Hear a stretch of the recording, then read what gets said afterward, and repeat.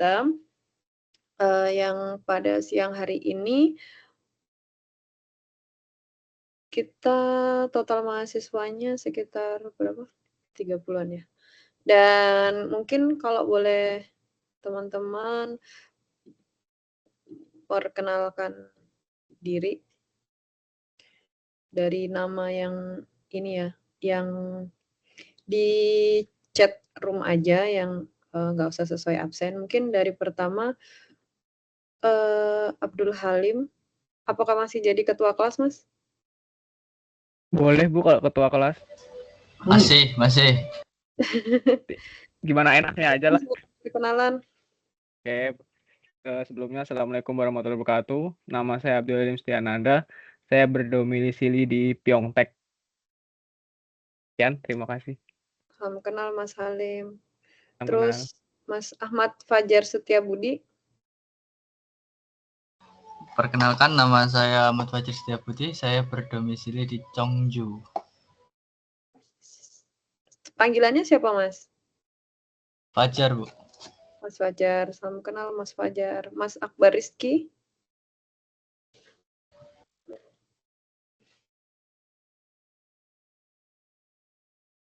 Oh, iya Bu.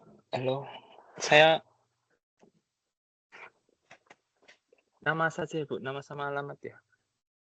Ya. Nama saya Akbar Rizky, asal Indonesia dari Sragen, Jawa Tengah. Sekarang sedang di Korea apa di? Di Korea, di daerah Incheon, Bu. Oh ya, selamat. Salam kenal Mas Akbar. Mas Andika Rosdianto. Perkenalkan, nama saya Andika Rosdianto. Saya dari Cheongju. Salam kenal Mas Andika. Mas Akmal Al-Kutoti. Perkenalkan, nama saya Akmal Al-Kutoti, berdomisili sekarang di Incheon. Panggilannya Mas Akmal. Ya, Bu. Salam kenal Mas Akmal. Mas Arisan Wardilah. Perkenalkan, nama saya Aris Anwar, berdomisili di Paju. Perbatasan. Selanjutnya Mas Asari. Perkenalkan, nama saya Asari, bisa dipanggil Ari. Saya berdomisili di Gunpo.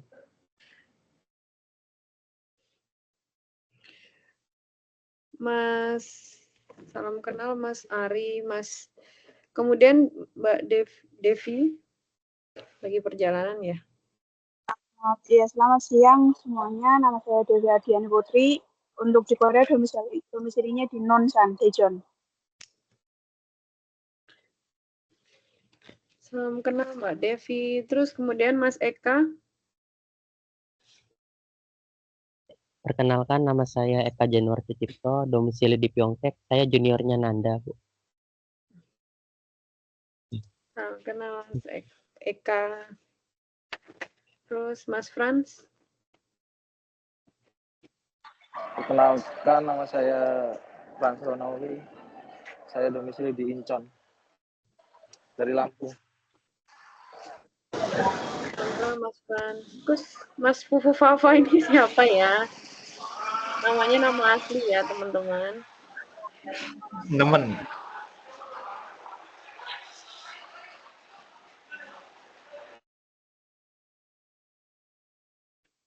Perkenalkan, nama saya Afif Maulana. Saya berdomisili di Ansan. Panggil aja Lala. Namanya pakai nama asli ya. Iya, Bu. Ketahuan anjing. Terus Mas Fuji Yoga Suara. Perkenalkan, nama saya Fuji Yoga Suara, biasa dipanggil Yoga. Saya dari UTLN Jepang.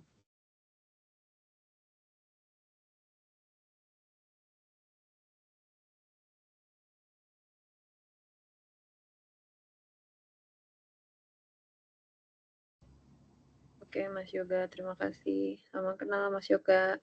Terus Mbak Ida Rosida. Selamat siang, Ibu. dan teman-teman semuanya. Saya Ida Rosida dari Prodi Manajemen UPBJJ Jepang sama dengan yoga. Di Jepang saya tinggal di daerah Ehime, asal dari Indonesia dari Bandung. Salam kenal semuanya. Salam kenal Mbak Ida. Terus Muhammad Albur Nur Paus. Selamat pagi semuanya. Perkenalkan nama saya Muhammad Albar dari Brebes, domisili di Hwasong. Panggilannya siapa, Mas? Albar, Bu.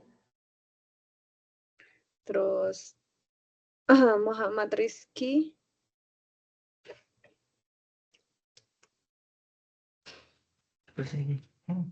Perkenalkan, nama saya Muhammad Rizky Alfariza. Dari Indonesianya dari Bojonegoro. Di Korea berdomisili di kota Chungju. Shinju. Chungju. Chonju. Chungju. Oh, Chungju. Ya. Kota beriman, Bu. Selamat kenal Mas Rizky. Terus Ya. Muhammad Fauzi Sobirin. Perkenalkan nama saya Muhammad Fauzi, tempat tinggal di Ansan. Selamat kenal Mas Sobi.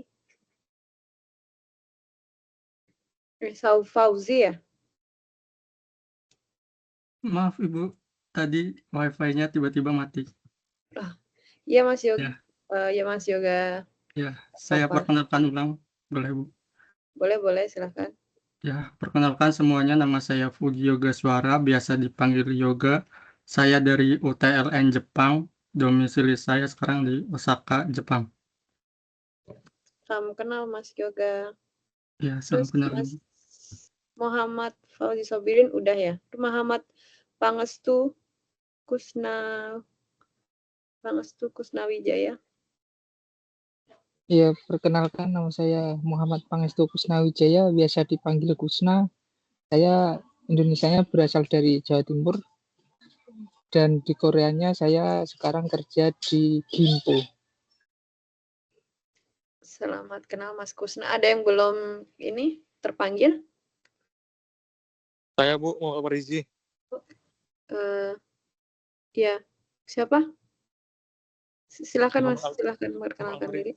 Perkenalkan, nama saya Muhammad Alfarizi, asal dari Medan. Di Koreanya tinggal di kota Ansan. Selamat kenal Mas Farizi. Yang belum silahkan ini ya, Mas Dimas. Perkenalkan, nama saya Dimas Putra Perdana, asal Indonesianya dari Purwokerto, Banyumas. Kalau di Koreanya di Jincheon. Terima kasih. Baik, terus Mas Putra. Mas Putra udah belum? Putra? Perkenalkan nama saya Kartika Pamungkas, biasa dipanggil dengan Putra. Saya dari Jawa Timur, berdomisili di Ansan. Terima kasih. Terima kasih. Terus Mas Rizky Hadi Wijayanto. Perkenalkan, nama saya Rizky Hadi Wijayanto, sekarang berdomisili di Gyeongbuk, Chilgok. Selamat kenal Mas Rizky. Terus Mbak Novita. Selamat siang teman-teman, juga Dina. Perkenalkan nama saya Novita, mahasiswa Universitas Terbuka Layanan Luar Negeri Jepang, bersama Kak Ida juga sama Kak Yoga. Bertiga. Pertama kali saya masuk di Tuep sabar barengan sama mahasiswa Korea. Jadi salam kenal. Tinggalnya di daerah Nagoya, Jepang. Salam kenal Mbak Novita. Iya. Terima kasih teman-teman. Ini semuanya sudah ya berarti ya? Bu, ada ya. yang titip izin sama saya tadi, Mas Ripkan. Ripkan. Oh ya, kok kayaknya orangnya udah WA Oh, iya. saya secara pribadi. Iya, Bu. Mas Arisan udah ya tadi. Sebelumnya saya mohon maaf, kalau misalkan saya sebenarnya ingin mengajukan perpindahan jadwal ke UT, tapi, saya harus mendapatkan persetujuan dari teman-teman. Nah, sebenarnya saya itu ingin mengajukan perpindahan jadwal kalau misalkan kuliah Sistem Informasi Manajemen ini diganti hari Sabtu pagi atau kalau Minggu harus Minggu malam atau Jumat sore, Jumat malam itu bisa nggak? Jumat sore, Bu. Kalau Jumat Jumat, malam, maaf Bu, kalau Jumat malam ada yang kerja malam soalnya Bu, hari Jumatnya. Oh, Kalau ya. maaf Bu, kalau weekday itu kita nggak bisa Bu. Kalau Sabtu? Sabtu juga sebagian Kerja, ada yang Bu. kerja. Ada yang kerja Sabtu, Bu. Berarti harus Minggu ya? Iya. Minggu. Betul. Pasti Kalau libur itu Minggu malam bisa nggak? Jam berapa, Bu? Ini kan semua di Korea sama Jepang ya, waktunya sama ya? Jadi sekitar jam 12.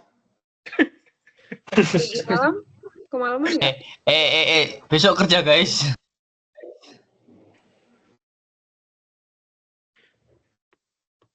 Kalau Nggak minggu bisa ya? malam kayaknya nggak bisa, Bu. Soalnya ngantuk, Bu. Banyak yang yakan, Bu, banyak yang kerja malam Mm-mm. juga. Di sini kan sistem kerjanya juga sedikit kerja roti tapi dibayar sih, Bu. Jadi bisanya cuma jam ini ya? Betul, Bu. Ini saya padahal juga harus kerja, Bu, tapi saya ya bela-belain enggak gitu loh, Bu. Iya, saya juga iya, Bu. Gak ada yang nanya kok. Jangan bercanda guys. Oh ya udah kalau misalkan bisanya hanya hari ini. Soalnya kalau misalkan saya bisa dipindahkan ke Sabtu gitu, mungkin teman-teman yang bisa gitu mungkin Sabtu pagi atau Minggu malam gitu. Saya tadinya mau mengajukan gitu. Kalau Minggu pagi gimana, Bu? Bisa ditukarkan sama Mbak sama Bu Umi yang sore gitu loh, Bu. Mohon maaf kalau Minggu pagi saya juga ada kelas ya organisasi, Bu. Iya, nggak bisa. Kalau tukar. Kalau enggak jamnya dimajuin, Bu. Jadi jam 8. Jam Jangan orang. 8. Teman-teman gimana jam 8? Jam 8 apa nih, Bu? Pagi? Jam Kan pagi berarti kita 2 jam lebih awal. Ada yang Jangan di dong, Indonesia. kalau libur kan waktunya tidur bangun siang. Iya, dan yang kerja malam itu Ngawur biasanya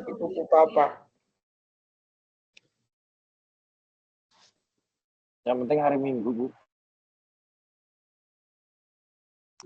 Oke. saya kalau jam 8 pagi keberatan juga, Bu, tidak bisa ikut. Iya, Bu. Saya juga kalau jam 8 pagi nggak bisa ikut kalau Minggu. Ya, saya sebenarnya juga lebih cenderung kalau Minggu itu mending setelah maghrib gitu jam 7 atau jam 7-an gitu ini ya, kemalaman ya.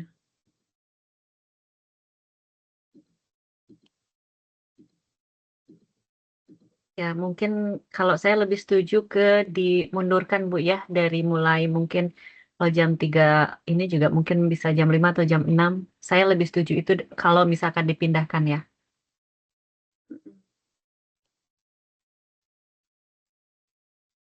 Kalau yang lain gimana? Ada yang keberatan? Misal kayak kita pindah ke jam 6 gitu?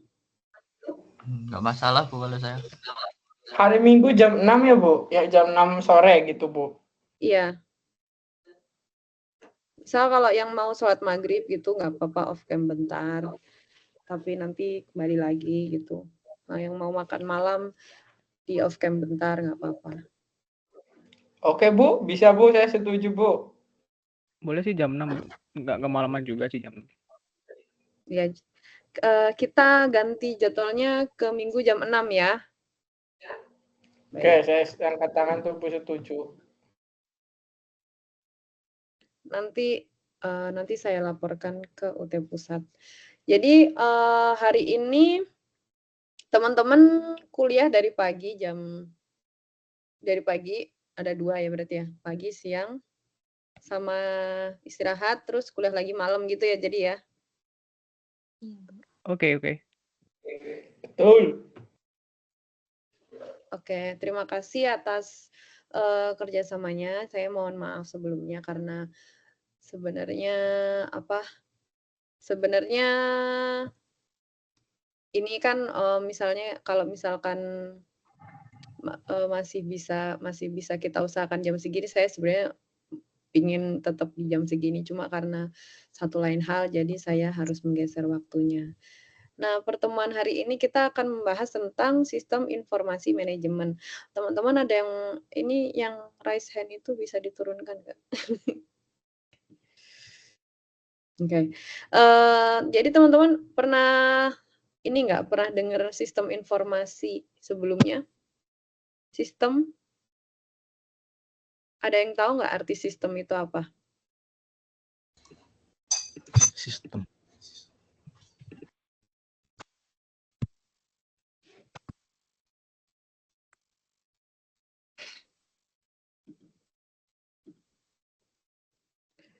Jadi Kumpulan saya dari berbagai prosedur. Ya.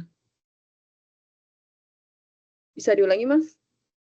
Kumpulan dari berbagai prosedur-prosedur dengan tujuan tertentu. Oke, bisa. Yang lain ada yang tahu apa itu sistem?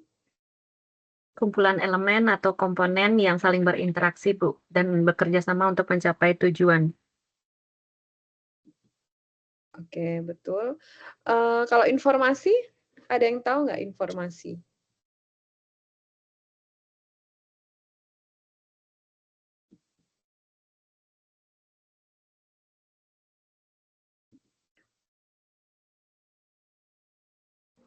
Kumpulan data. Bisa. Berita. Keteraturan dalam suatu sistem. Bisa. Keterangan, ini pernyataan, gagasan bisa, Bu. Saya mau nge-share ini ada di YouTube. Apa itu information management? Kalau sistem kan udah jelas ya tadi ya pengertiannya, kayak suatu kegiatan yang saling berhubungan gitu untuk suatu tujuan tertentu. Terus kenapa kita perlu mempelajari sistem informasi manajemen atau manajemen informasi? Kenapa dari informasi-informasi itu kita harus punya kemampuan untuk memanage atau manajemen informasi tersebut. Nah, ini dari bahasa Inggris tapi saya udah ada ini translate-nya. Ages ago, information used to equal knowledge. Information was scarce and therefore possible to handle. And people able to obtain the information used it as a competitive advantage. But times have changed and things have become more complex, much more complex. Today, information comes in all shapes and sizes and is increasingly growing more and more unmanageable. Some companies choose to let their information run its own course, something that will eventually lead to death by data. Others stop up, think, and actively choose to start treating their information as a strategic asset. Let's have a look at how information can be turned into an advantage. Here's your typical production line today. Raw materials go in, products come out, and everything runs smoothly until something breaks. And spare parts take weeks to arrive. But here is how it would look if you proactively utilized your information.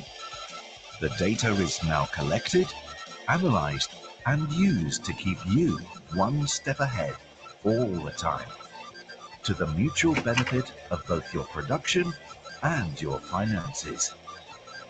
The same goes for your services, marketing, and sales. The customers buying your products are different and have individual needs and preferences. A systematic attention to their feedback would allow you to increase customer loyalty, satisfaction, and boost sales. You see, information management can help you create growth, manage risks, and develop new and innovative products. This is what we refer to as data-driven innovation. So, to sum up, successful information management is not about big IT investments. It's about finding small, focused information use cases where you can directly add business value. Platon has created value in over 1,000 information management projects globally since 1999.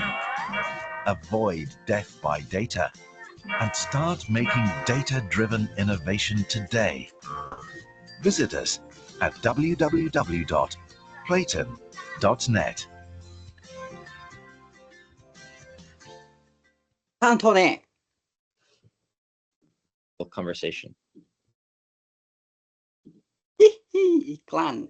Oke, dari video tadi ada yang bisa menjelaskan ulang apa itu informasi manajemen kalau berdasarkan ilustrasi tadi dan apa kegunaannya? Kegunaannya deh, tadi kan udah kita belajar definisinya ya. Saya Bu, Ya. izin menanggapi dari video tadi saya bisa simpulkan bahwa sistem informasi manajemen adalah sistem yang dirancang mengelola informasi dalam organisasi. Kegunaannya untuk mendukung keputusan manajemen. Begitu, Bu. Iya, betul. Jadi, kenapa kita memerlukan untuk memanajemen sebuah informasi, itu karena di dalam suatu kegiatan usaha atau dalam suatu kegiatan manajemen bisnis, itu tuh kita pasti mempunyai suatu hambatan atau bukan hanya hambatan, tapi ketika kita menginginkan sesuatu kegiatan kita itu bisa terus-menerus, maka kita harus melakukan kegiatan kita secara kontinu dan kalau terus kan terus berkembang. Nah, untuk mengembangkan itu kita memerlukan informasi. Informasi-informasi itu ketika semua info masuk itu namanya informasi. Ketika semua hal yang masuk ke dalam perusahaan kita atau yang kita ketahui itu namanya informasi. Kemudian informasi-informasi kita saring, kita berdasarkan kategorikan berdasarkan apa yang ingin kita inginkan, misal berdasarkan kelamin, berdasarkan jumlah, berdasarkan preferensi sesuai umur gitu. Nah, itu pengelompokan itu yang dinamakan data. Jadi data itu yang informasi yang telah organize atau yang telah terstruktur gitu. Terus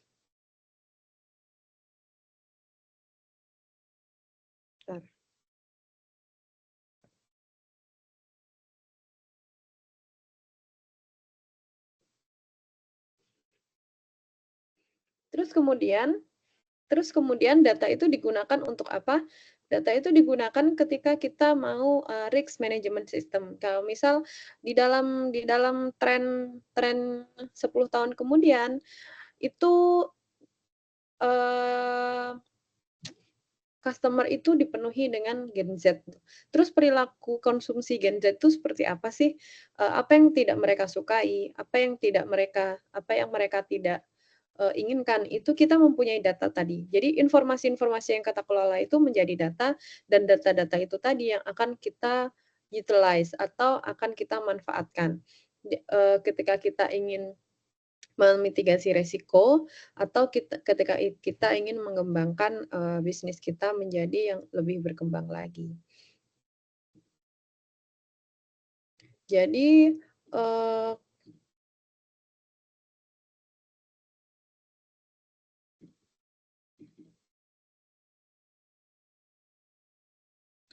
kalau secara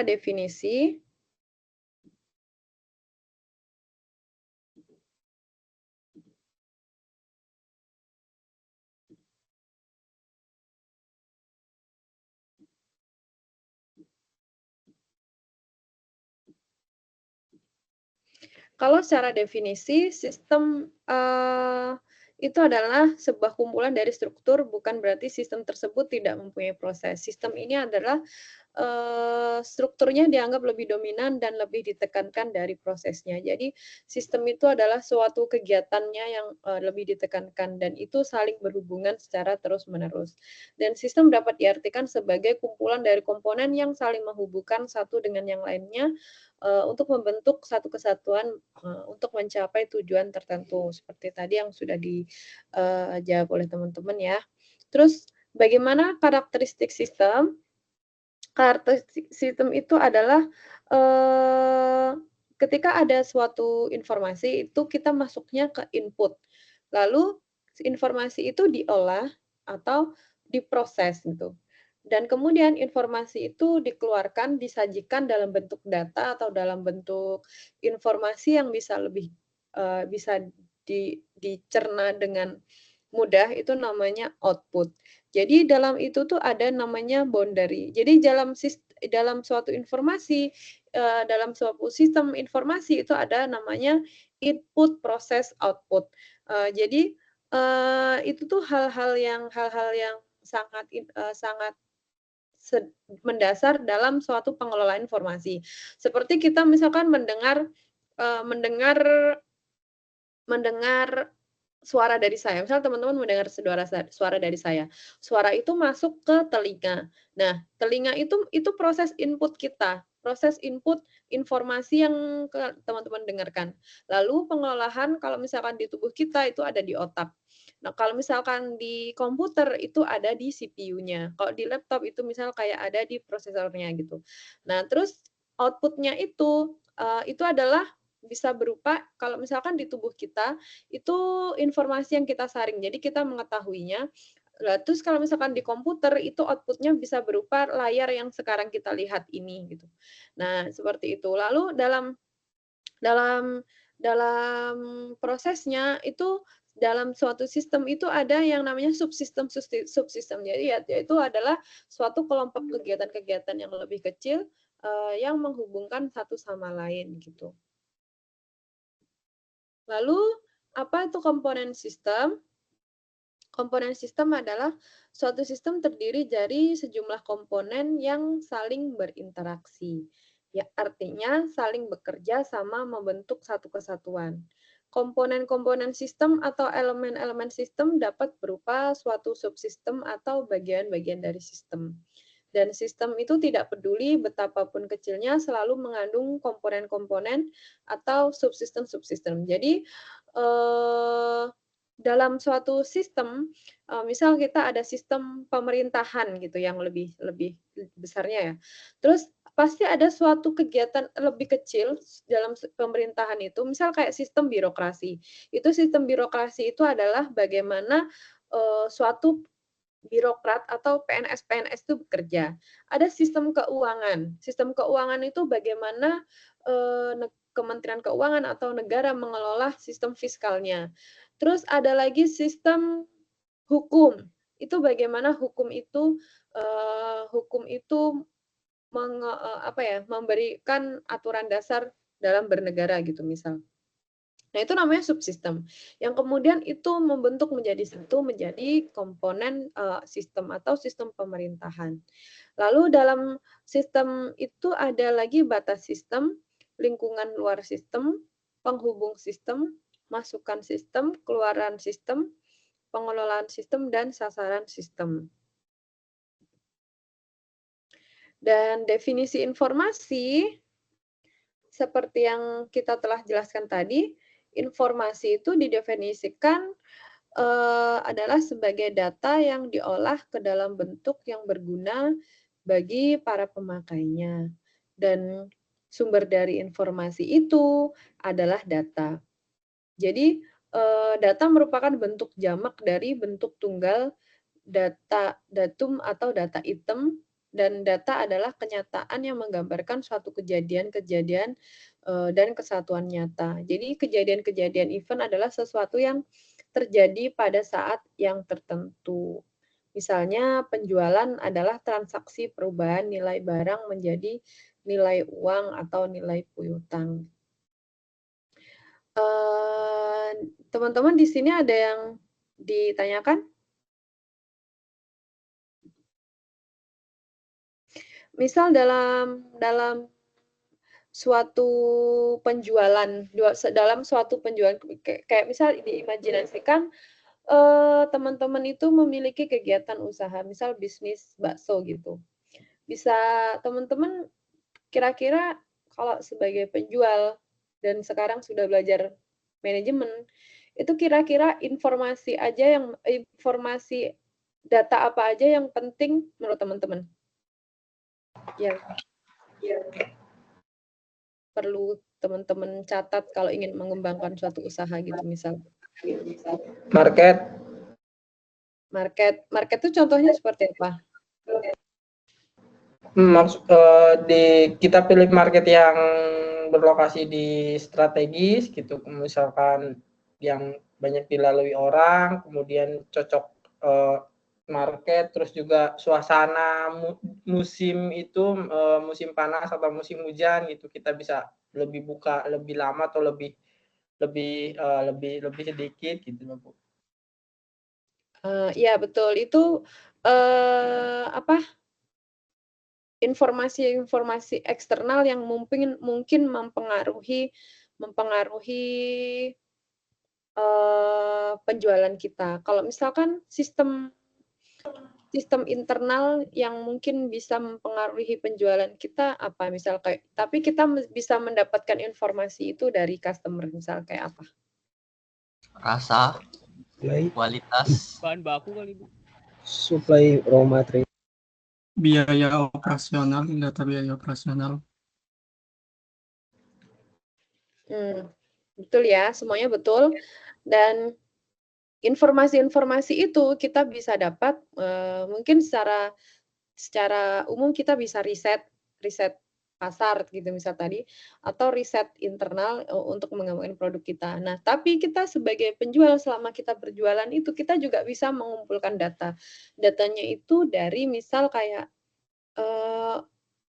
ternyata orang sini tuh nggak suka pentolnya benyek loh gitu. Di sini tuh lebih suka yang kenyal gitu misal. Terus ada lagi kalau misal kayak yang ini kurang laku gitu. Misal kita jual ada 3 jenis pentol, ada pentol kasar, pentol halus, pentol daging gitu misal. Terus yang pentol kasar itu kurang laku gitu.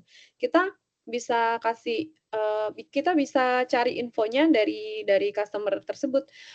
Kalau misalkan kenapa ini nggak laku atau karena emang rasanya nggak enak, kalau rasanya nggak enak kita masih improve.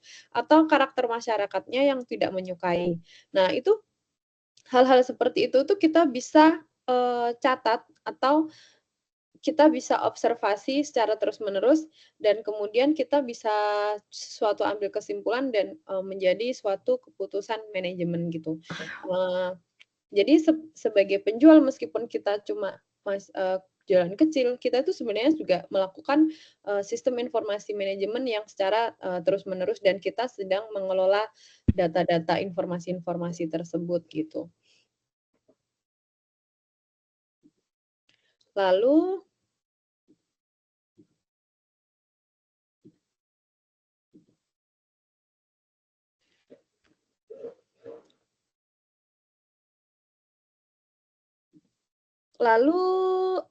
bagaimana siklus informasi?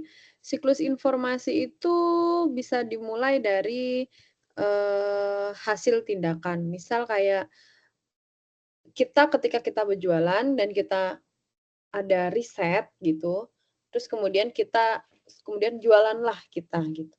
Terus kemudian hasil tindakan itu ada menghasilkan suatu reaksi. Itu terus kemudian ditangkap oleh masyarakat.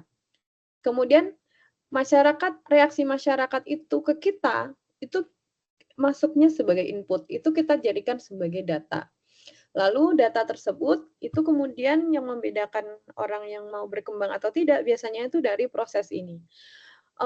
Apakah data itu kita memutuskan untuk menjadikan suatu informasi yang berguna, atau kita menjadikan data itu tuh sebagai informasi aja gitu. Jadi, itu bagaimana kita memproses suatu informasi itu sangat menentukan, ke depannya seperti apa gitu ya.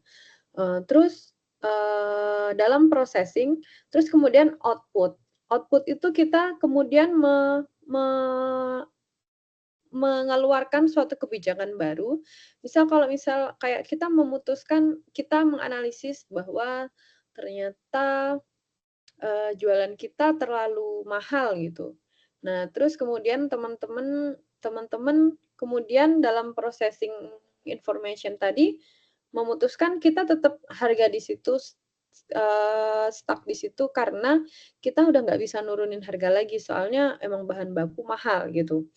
Nah, itu satu strategi. Jadi ada lagi yang strategi yang kedua, misal kita dengan mengurangi bahan baku, dengan resiko rasa kita berkurang, tapi harganya kita bisa lebih murah. Nah, itu suatu action yang kita keluarkan atau kita masuknya ke output. Lalu output tadi itu ada diterima lagi oleh masyarakat. Dan terus kemudian ada kemudian bagaimana reaksi masyarakat itu mendorong kita untuk memutuskan suatu tindakan. Oke, harganya kita kurangin, tapi bahannya kita ganti dengan yang lebih murah. Misal yang tadinya itu sapi menjadi ayam gitu, misal seperti itu. Jadi suatu siklus informasi itu kurang lebih seperti itu kalau dalam berjualan. Kalau misalkan dalam komputer gitu, misal kayak ada data, terus kemudian diproses, lalu di-output, kemudian dalam bentuk layar atau monitor gitu, terus kemudian informasi itu kita serap dan itu yang kemudian menjadi suatu sistem penerimaan informasi tadi. Udah jelas teman-teman?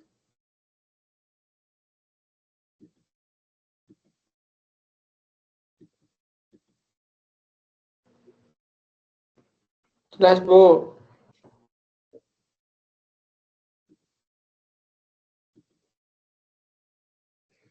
Lalu kualitas informasi itu bentar.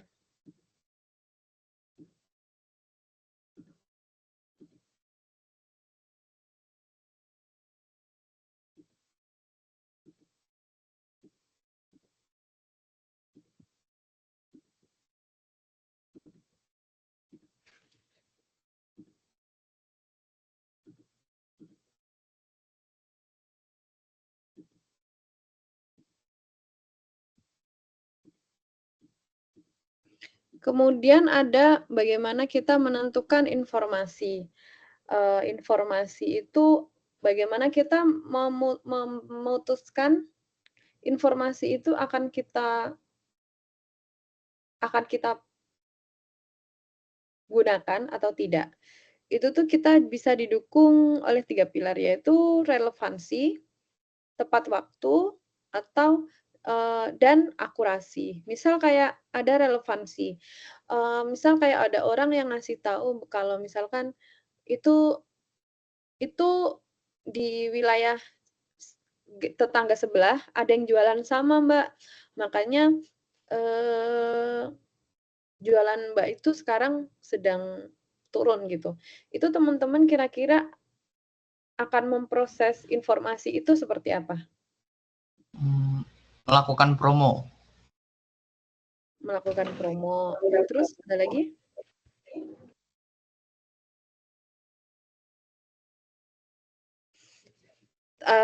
Sebenarnya ada 2 pilihan kan. Misal kayak kita nyuekin aja atau kita memberikan aksi atas hal tersebut gitu. Kalau misalkan dalam kasus ini gitu,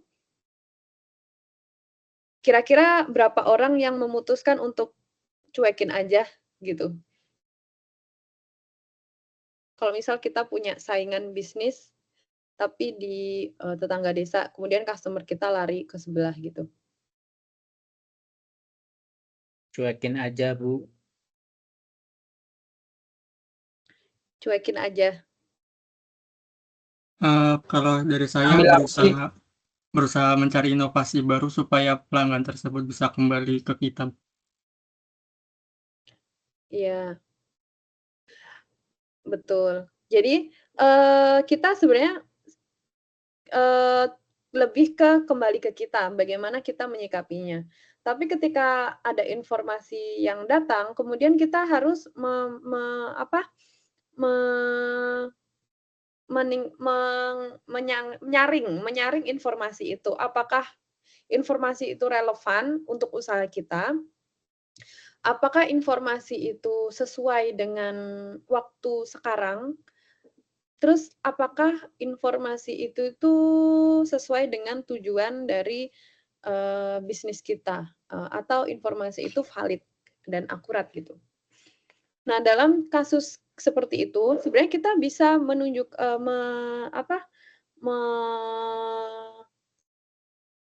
memberikan suatu grading atau ranking-an prioritas.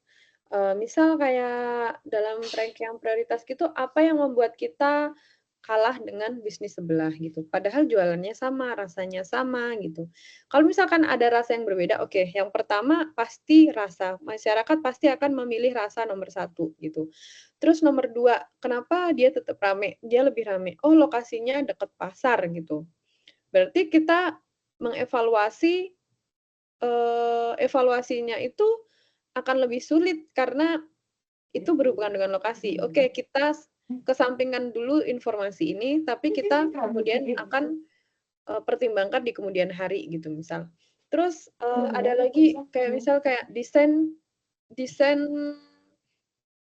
desain warungnya yang lebih inovatif gitu. Misal kayak ada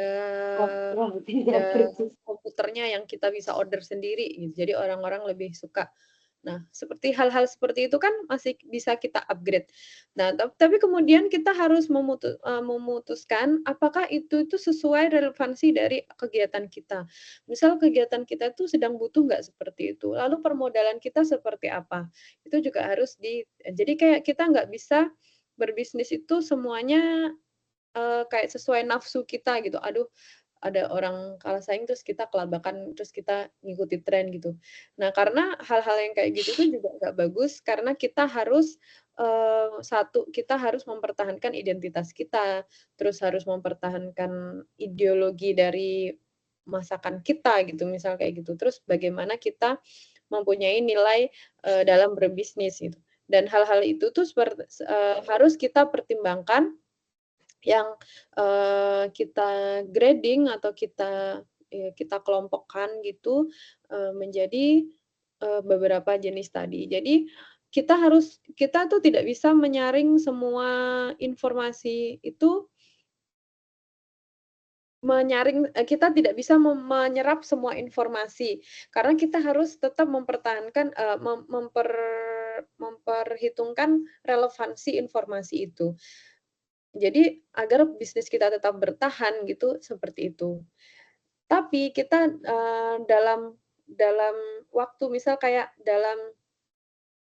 eee, ketika pada saat itu kita memang benar-benar mendapati bahwa bisnis kita itu emang ketinggalan zaman loh gitu, jadi kita kayaknya harus upgrade gitu, misal kayak gitu.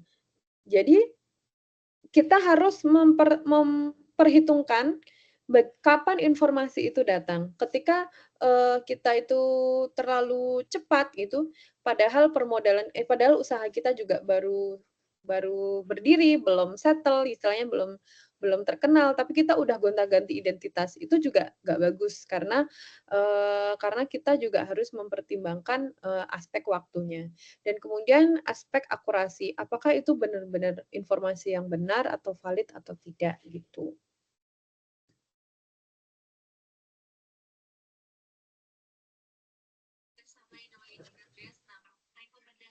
Lalu, eee, dalam suatu sistem organisasi, informasi sangat dibutuhkan, oleh organisasi dan informasi didefinisikan sebagai data yang diolah ke dalam bentuk yang berguna bagi para pemakainya. Dan data yang diolah untuk menghasilkan informasi menggunakan suatu model, proses yang tertentu. Dan data yang diolah menjadi informasi untuk membuat suatu keputusan dalam melakukan tindakan dan data tersebut akan ditangkap sebagai input, diproses kembali lewat suatu model dan seterusnya dan membentuk suatu siklus. Nah, siklus ini disebut dengan siklus informasi atau information cycle. Dan siklus ini disebut juga dengan siklus pengolahan data atau data processing cycles.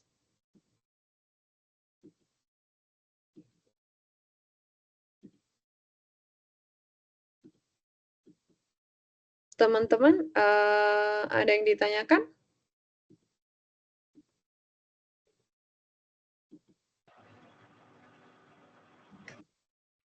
Terkait siklus informasi, Ibu. Jadi, yang namanya siklus informasi berarti informasi yang berulang-ulang ya, Bu, ya?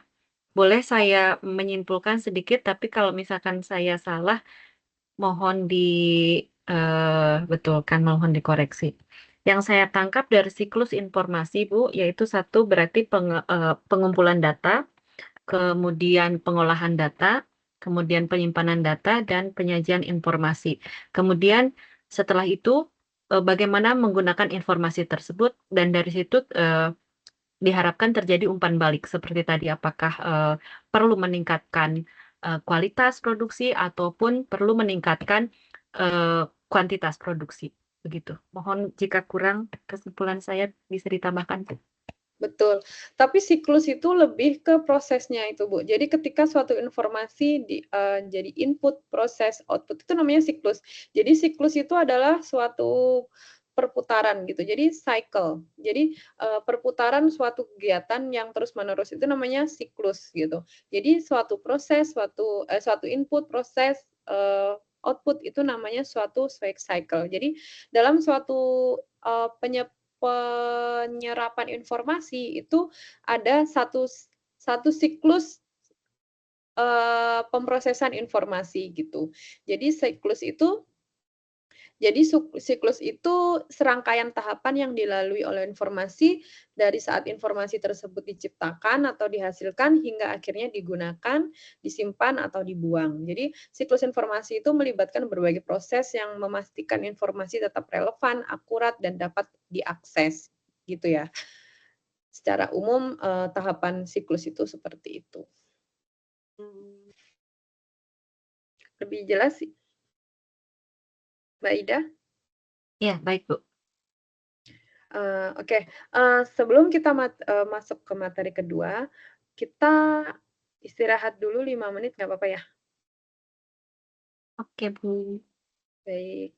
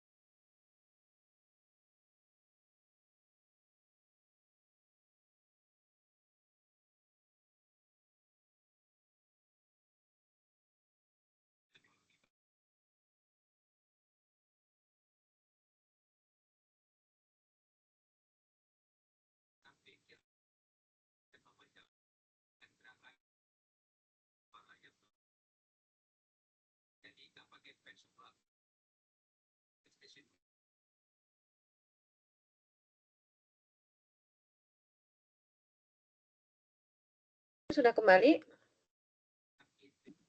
Ya, Bu. Kita lanjutkan ya.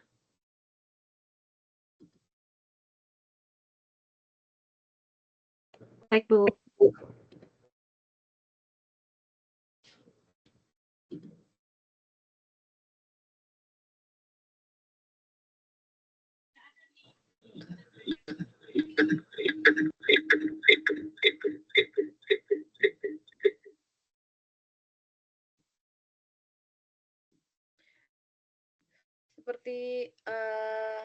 Seperti yang telah kita bahas tadi, jadi dalam pemahaman sistem gitu, kita memiliki pendekatan, kita hidup di dunia yang penuh dengan sistem, misalnya sistem transportasi, sistem informasi, dan sistem perekonomian gitu.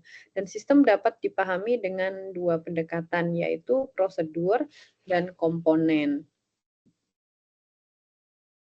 Pendekatan prosedur sendiri adalah sistem kumpulan dari prosedur-prosedur yang memiliki tujuan tertentu. Contohnya sistem akuntansi terdiri prosedur penerimaan kas, pengeluaran kas, dan lain-lain.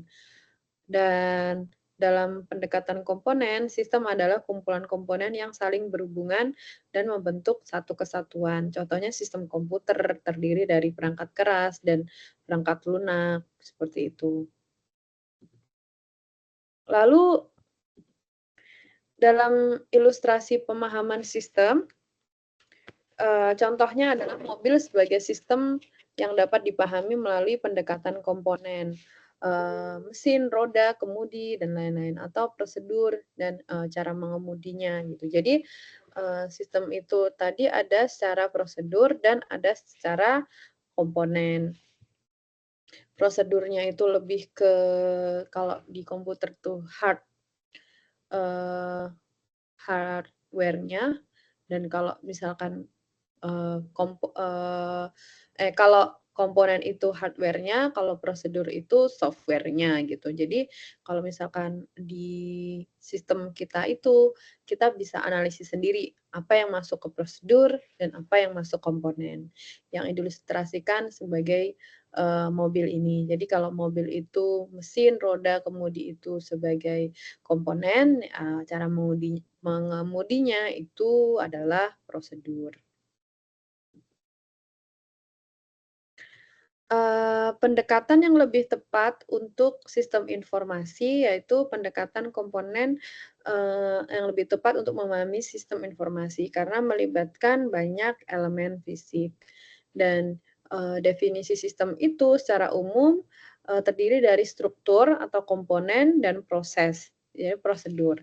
Jadi dalam suatu sistem penjualan tadi ada yang namanya struktur atau komponen yang bisa terdiri dari orangnya, terus terdiri dari mesinnya, terdiri dari suatu SOP-nya, dan prosesnya itu baik dalam menjalankan SOP tersebut. Dan sistem itu mempunyai fisik yang menekankan pada struktur, sedangkan sistem prosedural menekankan kepada proses. Itu konsepnya itu sederhana ya untuk dipahami. Teman-teman di sini paham semua? Paham, Bu. Baik.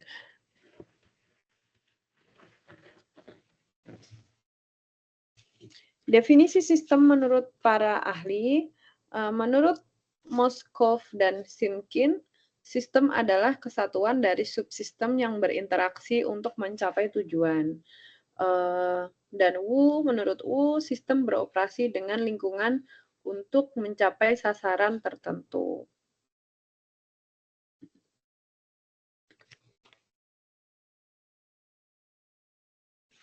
Definisi sistem lainnya menurut Nash and Robert itu adalah kumpulan komponen yang berinteraksi membentuk kesatuan dan mengejar tujuan umum. Dan menurut Hicks Jr. dan Leininger, kumpulan komponen yang beroperasi dalam suatu batas sistem.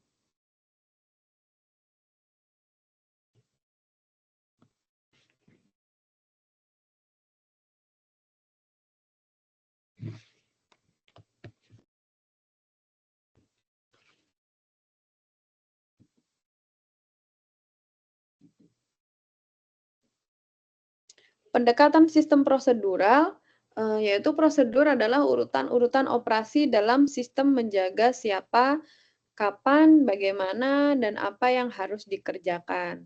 Dan pendekatan yang tepat untuk mempelajari sistem adalah pendekatan komponen, tepat digunakan untuk sistem fisik seperti sistem informasi, manajemen, sedangkan pendekatan prosedur tepat untuk sistem yang lebih menekankan kepada proses.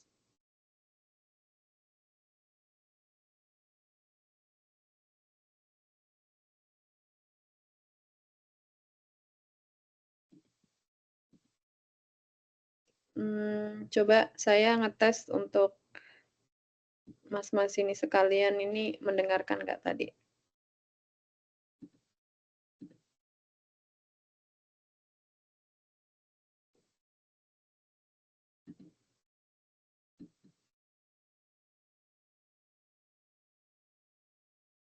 Kalau menurut Mas Fufu Fafa ini siapa? Disuruh ganti nggak mau ganti nama?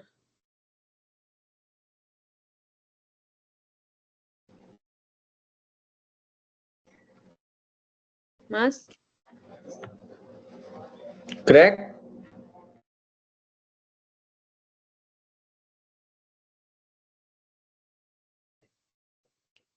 Menurut Mas Akbar Rizky sekarang.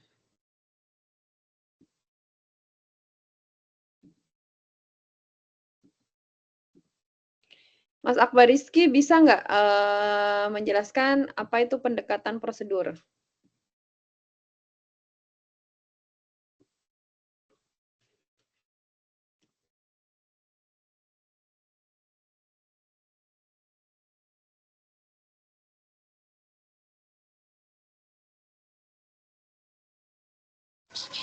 Ya Bu, halo. Apa itu pendekatan prosedur? Pendekatan prosedur suatu jaringan kerja yang prosedurnya yang berupa urutan kegiatan. Kalau pendekatan komponen?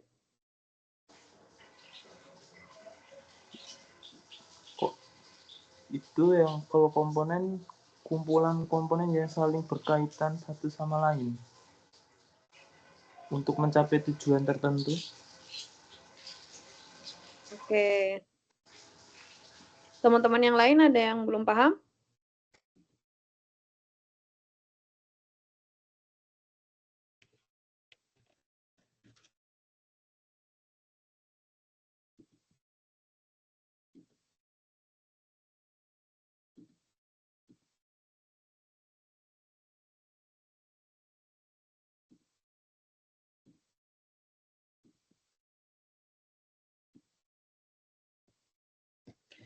Kemudian selanjutnya adalah karakteristik sistem. Berdasarkan materi yang telah kita pahami tadi, komponen sistem itu ada sistem terdiri dari sejumlah komponen yang saling berinteraksi membentuk satu kesatuan. Dan subsistem saling berhubungan dan berinteraksi untuk mencapai tujuan sistem. Dan ada lagi namanya batas sistem. Batas sistem adalah daerah yang membatasi sistem dengan lingkaran luar.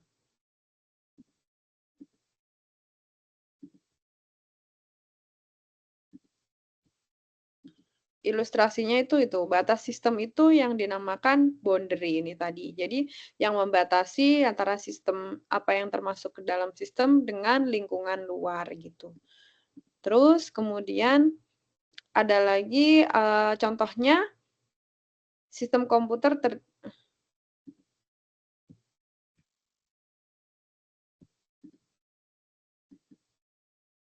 batas sistem merupakan ruang lingkup dari sistem.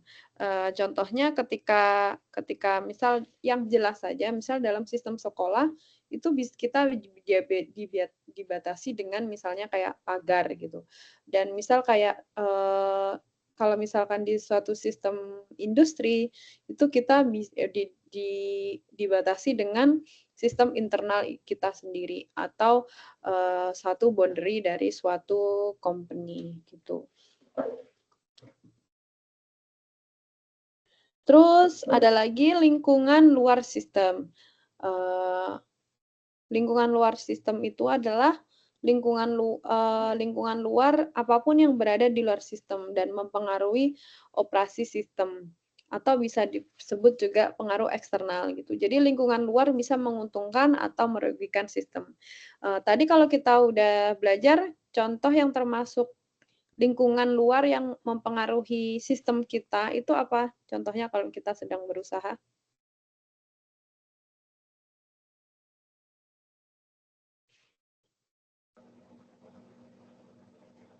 Kalau di dalam misalnya berjualan pangsa pasar, Bu, mungkin bisa mempengaruhi faktor eksternal ya dari lingkungan, karena misalnya di suatu daerah yang menjadi favoritnya adalah produk A, kemudian di daerah lain yang menjadi favoritnya itu produk B. Jadi itu sangat berpengaruh untuk lingkungan.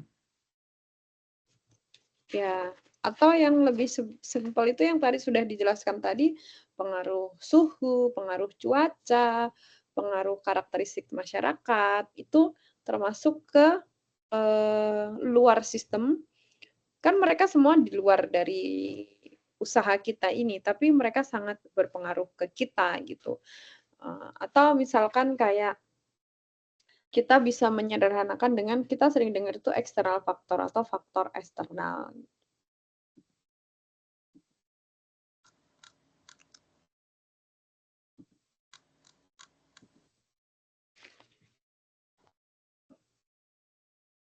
Lalu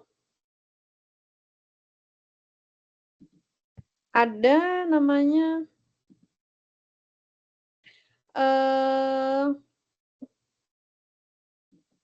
penghubung sistem, yaitu penghubung sistem adalah media antara satu subsistem dan subsistem lainnya, dan output dari satu sistem menjadi input untuk sistem lain.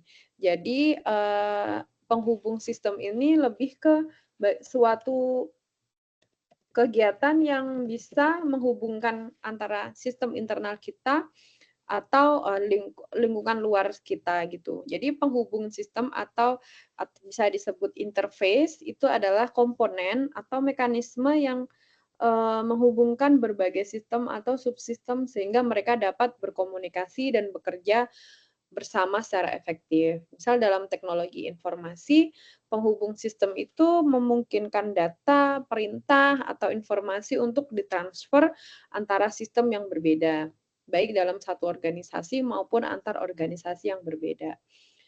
Penghubung sistem penting karena membantu integrasi berbagai aplikasi perangkat keras atau platform yang mungkin memiliki format data atau arsitektur yang berbeda.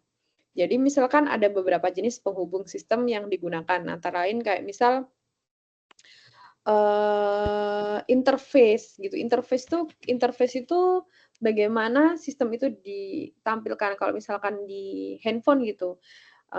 Jadi icon berwarna biru, misal kayak Tokopedia berwarna hijau, terus ada bagian isi pulsa, bagian icon-icon kecil, itu namanya interface atau.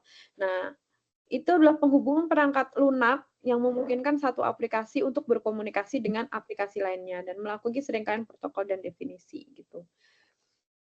Kalau misalkan dalam suatu bisnis itu misal kayak suatu kegiatan jual beli atau misal kayak bertemunya suatu produk atau jasa kepada pasar atau konsumen. Jadi bisnis itu biasanya harus menyediakan sesuatu yang bernilai baik berupa fisik seperti pakaian, makanan, atau perangkat teknologi, atau layanan seperti konsultasi, perawatan, transportasi dan sebagainya.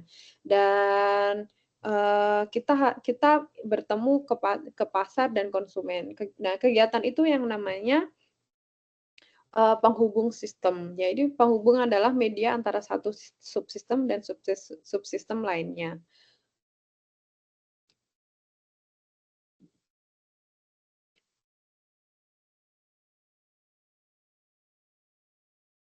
Kalau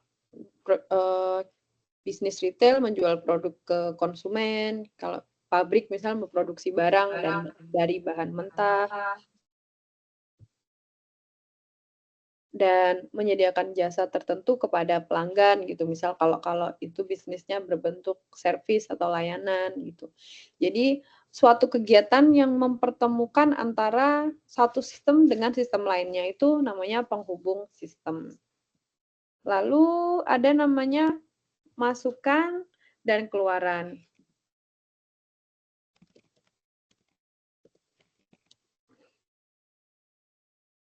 Masukan atau input dan keluaran atau output itu adalah konsep dasar dalam berbagai sistem, baik itu dalam konteks bisnis, teknologi, atau proses lainnya. Dan keduanya merujuk pada elemen yang masuk dan keluar dalam suatu sistem untuk mencapai hasil tertentu. Misal dalam masukan gitu, masukan adalah sebuah sumber daya atau data yang digunakan oleh suatu sistem untuk menjalankan proses atau menghasilkan keluaran. Dan masukan ini bisa berbentuk fisik, digital, atau abstrak, tergantung dari jenis sistemnya. Dan contohnya meliputi kayak kalau dalam bisnis itu bahan baku, tenaga kerja, modal, informasi, teknologi, atau layanan eksternal yang diperlukan untuk menjalankan proses bisnis. Kalau misalkan di komputer itu ada data atau perintah yang dimasukkan ke dalam perangkat lunak, kayak misal dari handphone kita ngeklik itu juga input gitu. Jadi suatu perintah atau data yang kita masukkan ke dalam perangkat kita itu masuknya ke input.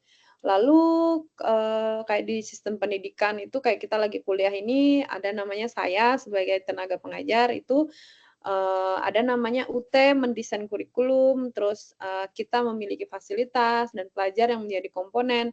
Nah, itu masuk ke dalam sistem pendidikan.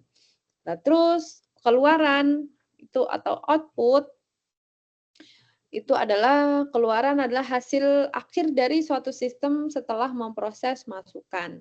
Dan hasil ini bisa berupa produk pelayanan, informasi, atau tindakan yang digunakan oleh pengguna atau sistem lain. Dan beberapa contoh keluaran itu adalah misal kayak dalam bisnis itu ada produk jadi, jasa yang diberikan, keuntungan finansial, atau kepuasan pelanggan. Terus ada lagi teknologi komputer, informasi atau hasil yang ditampilkan setelah pemrosesan data, misalnya laporan, grafik, atau hasil perhitungan gitu. Dan misal kayak dalam sistem pendidikan seperti yang kita lakukan sekarang ini, lulusan teman-teman yang siap kerja itu masuk ke output dari sistem pendidikan ini, atau tingkat pengetahuan, misal yang tadinya teman-teman nggak tahu, sekarang jadi tahu, itu termasuk juga output dari sistem pendidikan. Atau yang paling simpel outputnya itu teman-teman dari yang sebelumnya nggak punya ijazah jadi punya ijazah. Jadi output pendidikan teman-teman itu adalah ijazah itu. Itu yang paling kentara dan sederhana gitu. Jadi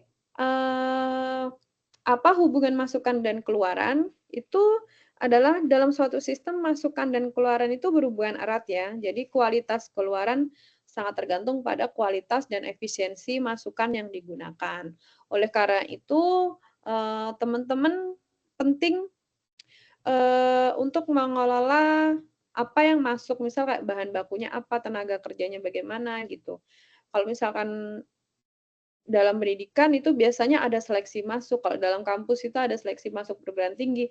Itu adalah salah satu contoh untuk bagaimana suatu institusi itu memaintain kualitasnya, karena kualitas input itu sangat mempengaruhi sangat mempengaruhi kualitas output-nya. Meskipun dalam suatu kegiatan itu ada namanya proses. Jadi dalam proses itu ada yang tadinya itu nggak bisa banget, terus karena dia belajar sungguh-sungguh, kemudian dia jadi pinter, itu bisa juga gitu. Tapi secara umum hubungan antara masukan dan keluaran itu sangat erat mempengaruhi gitu. Misal kayak dalam restoran itu ada bahan makanan, tenaga, koki, peralatan dapur, dan resep itu semua mempengaruhi. Kayak baru-baru ini tuh ada yang tahu ini nggak? Culinary Wars. Ada yang nonton? Di Netflix. Di Netflix tuh ada kayak heboh banget itu Culinary Wars. Jadi kayak Nggak tahu, Mbak. apa? Tahu. Tahu kan? Jadi kayak bagaimana seorang chef terkenal dari berbagai kota di Korea itu dipersatukan. Ada yang masak tradisional, ada yang masak Western, ada yang masak Chinese food gitu, dipersatukan. Terus ada sistem ada itu namanya input. Lalu dalam prosesnya itu ada kompetisi yang membuat mereka kemudian belajar. Nah, itu proses. Nah, outputnya itu bisa jadi orang yang menang atau orang yang kemudian bisa menyerap informasi dengan baiknya itu. Jadi kemarin setelah didiskusikan dengan UT dan dengan pengurus UT Korea, itu jadi teman-teman tugasnya itu nggak di take home kayak biasanya kan kita dikasih waktu 2 minggu buat ngerjain tugas gitu ya. Jadi karena apa? Karena pada make ChatGPT segala macam gitu. Sekarang kebijakannya nanti di pertemuan ketiga kita ada pertemuan kayak kita mungkin 1,5 jam kuliah, terus nanti setengah jamnya ngerjain tugas gitu. Jadi tugas itu langsung dikerjakan pada saat itu juga dan dikerjakan dalam rentan. Jadi kayak ujian gitu, rentan waktu ya setengah jam sampai 40 menit, terus langsung dikumpulkan. Jadi nanti sistem tugasnya kita itu ada di minggu ketiga, minggu kelima, dan minggu ke-7 atau minggu ke-7 gitu. Jadi teman-teman diharapkan hadir pada pertemuan itu. Jadi biar dapat nilainya, dan ini adalah suatu sistem pembelajaran kita gitu. Dan bagaimana prosesnya agar teman-teman itu tetap bisa mau belajar, mau baca modulnya itu proses yang kita setting dan kita harapkan teman-teman punya output yaitu nilainya bagus, memahami materi gitu. Jadi ini adalah suatu bentuk sederhana kita mengaplikasikan sistem informasi gitu. Maaf, Mbak, Teman-teman ada yang dipotong. ya? Kalau sistemnya on the spot gitu, tugasnya nih, kan kita juga pressure-nya tinggi dong jadinya. Iya, justru itu. Teman-teman diharapkan bisa mempelajari, tapi yang pasti yang keluar pada ujian itu enggak di luar materi kita. Jadi kalau misalkan sebelumnya teman-teman udah baca materinya, dalam waktu mungkin 10 menit gitu bisa selesai, dan mungkin kayak waktunya 40 menit, jadi saya harap itu lebih dari cukup gitu. Berarti tugas terus kalau nilainya nih nggak mencukupi, gimana dong kalau gitu? Karena on the spot itu terlalu mepet banget kan, waktunya cuma ya sekitar 30 atau 45 menit tadi kan. Jadi kita juga mikirnya, wah. Justru itu karena cuma segitu waktunya. Kalau misalkan teman-teman belajar sebelumnya, itu pasti nggak kesulitan gitu, dan pasti tugasnya pun nggak banyak-banyak kan, soalnya tugas itu kan biasanya cuma 1, 2 gitu kan.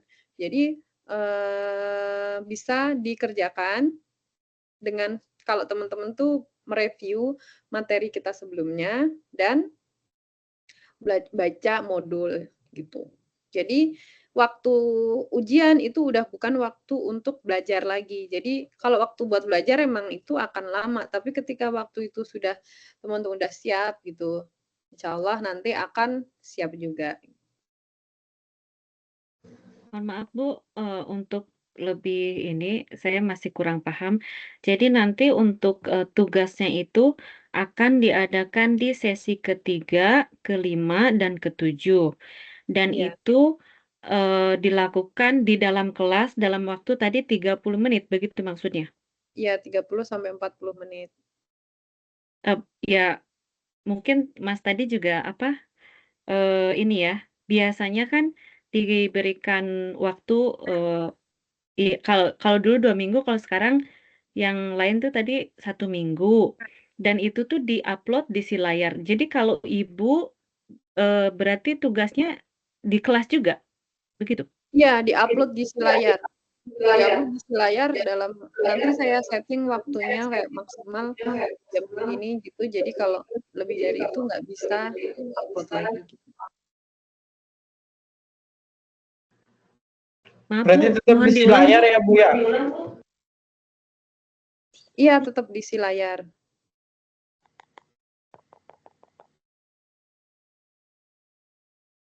Ngupload-nya tetap di si layar. Oke Bu, dicoba Bu minggu depan Bu, minggu ketiga. Ya, jadi saya harapkan setelah pasti, tapi saya jamin soalnya itu nggak susah, nggak di luar konteks kita gitu. Jadi kayak misal apa itu sistem, apa itu informasi, bagaimana suatu sistem bekerja gitu, misal seperti itu. Apa itu siklus informasi ya, seputar itu aja gitu mungkin.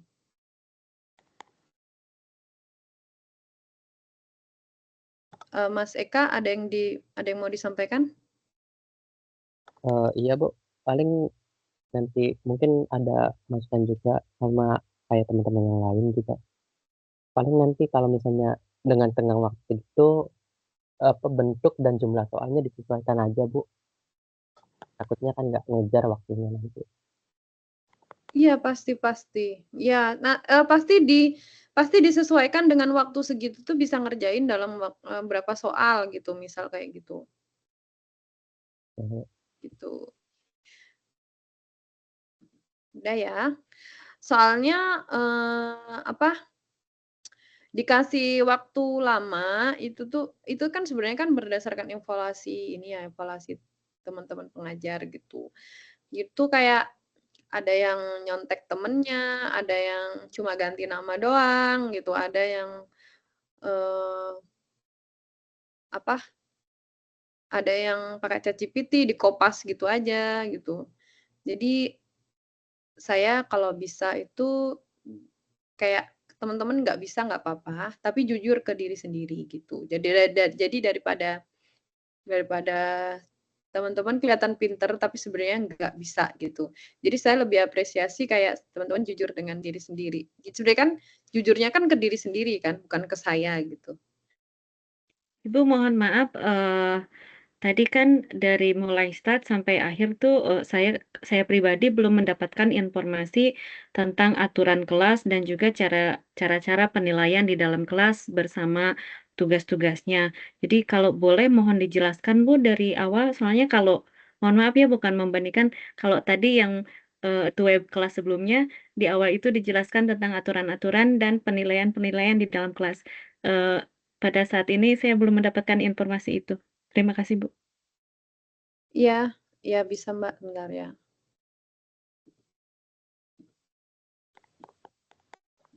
Sebenarnya ini sebenarnya ini akan saya sampaikan nanti, tapi ini saya sampaikan jadi kayak Maaf ngeduluin. pendidikan itu kan ada jarak jauh. Nah, kita sekarang ada jarak jauh dan itu ada namanya belajar mandiri atau independent learning atau otodidak atau self study atau belajar kelompok atau tutorial tatap muka online sebagai bantuan belajar learning support. Jadi tutor itu bukan dosen UT. Jadi saya tuh lebih ke membantu teman-teman memberikan pemahaman dari modul yang diberikan. Jadi saya sistemnya jadi cuma menyampaikan ulang modul yang sudah teman-teman dapatkan dari UT gitu. Jadi saya cuma membantu teman-teman lebih paham lagi. Jadi kalau misalkan teman-teman sebelumnya baca modul terus ada yang nggak paham, itu bisa ditanyakan ulang ke saya gitu. Jadi terus sistem belajar jarak jauh itu apa? Sistem belajar yang menuntut mahasiswa belajar mandiri dengan seminimal mungkin bertatap muka atau bertemu langsung dengan tutor seperti bertemu dosen dalam pembelajaran tatap muka. Jadi misal kayak kalau teman-teman kuliah di kayak kampus umum selain di UT itu dosen itu sentralnya gitu. Tapi kalau di sini itu sentralnya itu modulnya. Jadi saya sebagai tutor itu cuma mendorong teman-teman untuk membaca bagian ini, tolong pahami, dalami bagian itu, gitu aja. Jadi enggak terlalu menekan gitu. Jadi karena tekanan itu harus ada di teman-teman sendiri. Jadi saya kayak beda posisinya kayak profesor atau dosen pada umumnya gitu yang ayo gini gitu. Jadi dosen tuh yang ngajarin gitu. Kalau saya tuh lebih ke mendorong teman-teman aja gitu. Jadi sistemnya membantu.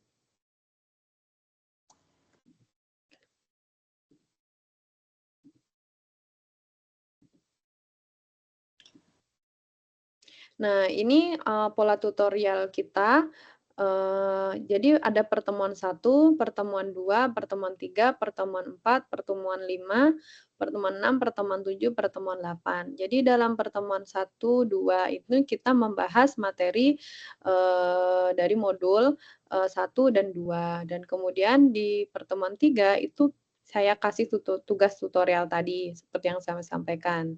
Terus ada pertemuan 4, kita membahas modul 4, terus pertemuan 5 membahas modul 5 dan juga tugas tutorial 2. Terus di pertemuan 6 itu membahas modul lagi dan di pertemuan 7 itu ada tugas tutorial lagi. Terus kemudian ada pertemuan 8. Nah, itu kita merangkum sebelum teman-teman ujian gitu. Jadi kalau ada yang masih perlu ditanyakan atau ada yang masih perlu diulangi itu kita lakukan di pertemuan 8. Nah, sistemnya itu kontribusi nilai tatap muka atau yang kita lakukan ini tuh 50% terhadap nilai akhir. Jadi nilai teman-teman itu tetap pada saat ujian. Jadi nanti akan dikatrol pada saat TTM ini gitu. Jadi 50%-nya lagi itu dari UAS. Jadi jangan ada yang begini kayak misal nggak pernah ngerjain tugas nggak apa-apa, yang penting UAS-nya bagus gitu. Itu sebenarnya itu pilihan teman-teman, tapi sayang banget kalau misalkan teman-teman itu nggak serius di TTM ini karena kontribusi nilainya itu sampai 50% gitu. Jadi nilai tugas 1, 2, 3 itu nanti akan dihitung, terus dihitung proporsinya itu berapa persen gitu. Nah, nanti dimasukkan ke 50%-nya lagi itu dari UAS.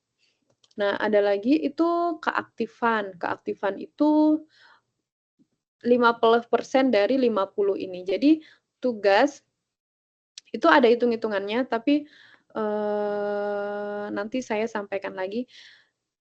Jadi ada yang namanya keaktifan, terus ada yang namanya kehadiran. Kehadiran itu juga berapa persen gitu, 5 atau 10 gitu. Jadi kayak, tapi teman-teman kalau nggak hadir lebih dari 3, itu langsung nilainya 0. Jadi itu ada format Excel gitu dari UT Pusat, jadi langsung 0 kalau misalkan teman-teman nggak hadir lebih dari 3 kali. Jadi meskipun itu saya hitung 100 gitu, saya nggak bisa membantu karena itu dari UT-nya gitu. Jadi teman-teman saya harap sih sesibuk apapun itu hadir. Kalau misalkan memang lagi nggak bisa on cam Bu gitu, disampaikan aja kendalanya apa gitu. Jadi nanti bisa kita evaluasi bersama gitu. Terus ada lagi keaktifan. Keaktifan tuh beda lagi. Keaktifan itu, jadi kalau teman-teman itu sering tanya, sering menjawab pertanyaan, terus sering berkontribusi, termasuk sering on cam, itu saya masukkan ke keaktifan ya. Jadi teman-teman yang nggak pernah on cam atau selalu tutup kamera nanti ya mohon maaf saya harus menghargai teman-teman yang lebih antusias gitu. Jadi saya pasti nanti akan memberikan apresiasi lebih untuk teman-teman yang sering nanya, sering nyalain kamera, terus sering, misal menjawab pertanyaan gitu, seperti itu.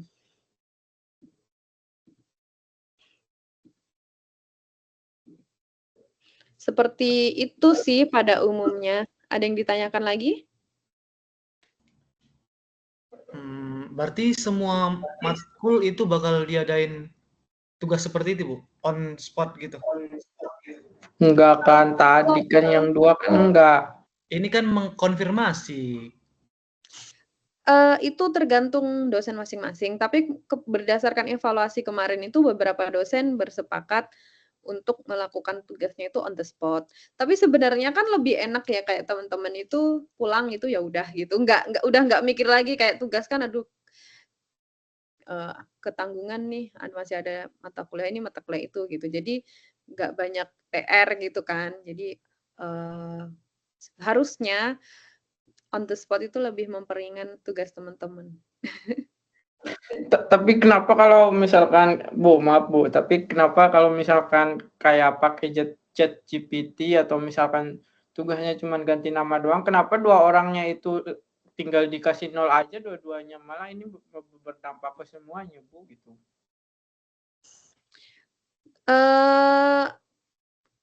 Itu tuh sebenarnya lebih ke sistem pembelajaran ya. Jadi, kami tuh mendorong untuk teman-teman itu lebih bertanggung jawab ke dirinya teman-teman sendiri gitu. Jadi, itu tuh ini sebenarnya bukan hukuman kumulatif gitu. Kenapa kok yang salah 1, 2 orang aja terus semuanya kena, itu enggak. Jadi, oh ternyata kita mengevaluasi ternyata yang seperti ini tuh nggak efektif gitu. Jadi kita coba dengan metode seperti ini gitu.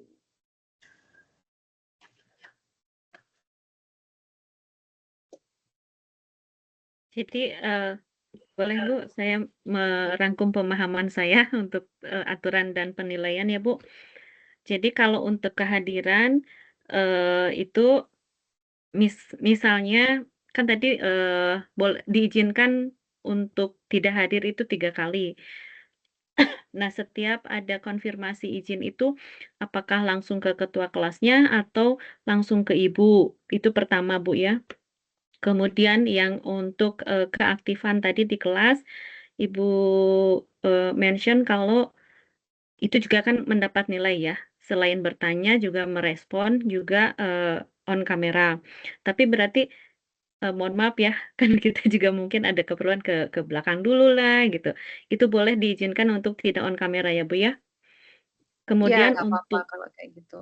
ya, kemudian untuk penilaian tugasnya berarti di si layar tidak ada tugas diskusi, melainkan kita berdiskusi di kelas dan juga mendapatkan tugas yang tadi pada sesi ke-3, ke-5, dan ke-7 saja di-upload di si layar, begitu ya, Bu? Iya, betul. Terima kasih. Baik, terima kasih Mbak Ida sudah merangkum. Ada lagi teman-teman yang mau ditanyakan?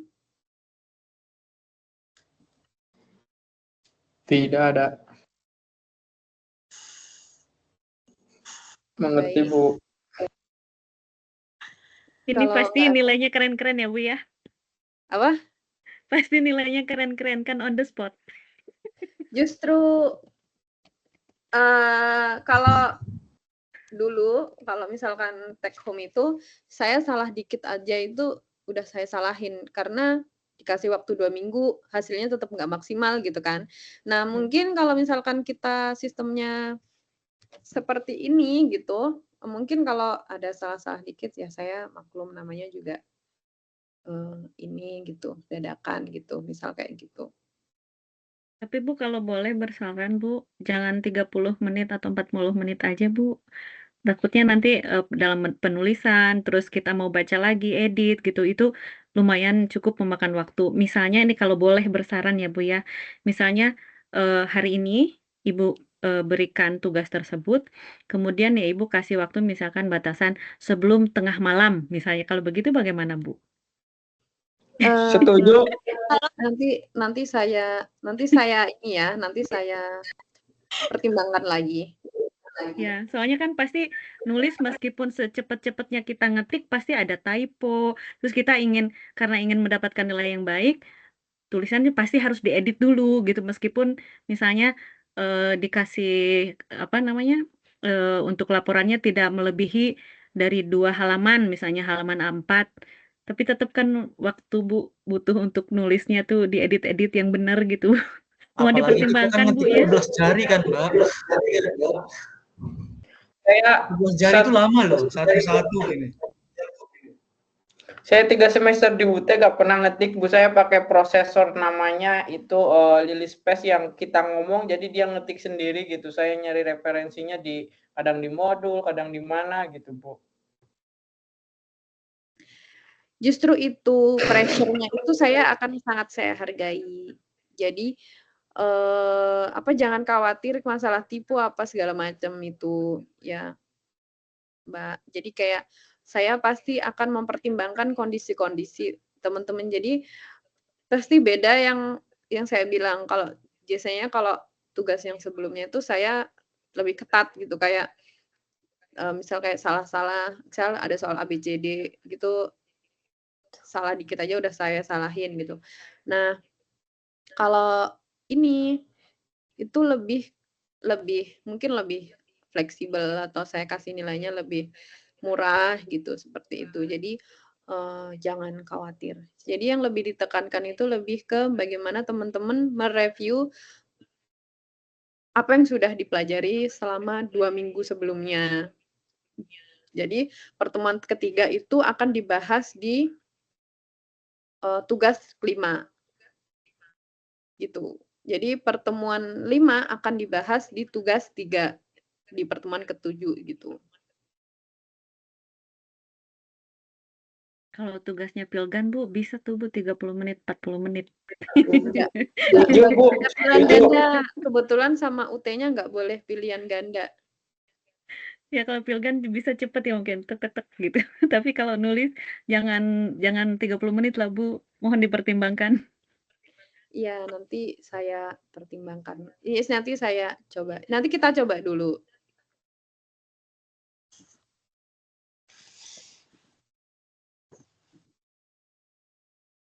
Teman-teman yang Korea udah wah. Soalnya kan kemarin dikasih tempo seminggu kan, ini sekarang jadi on the spot gitu, jadi kayak rada dadakan gitu kan, panik dong. Jelas dong panik. Nggak usah panik. Saya juga pernah sekolah gitu kan.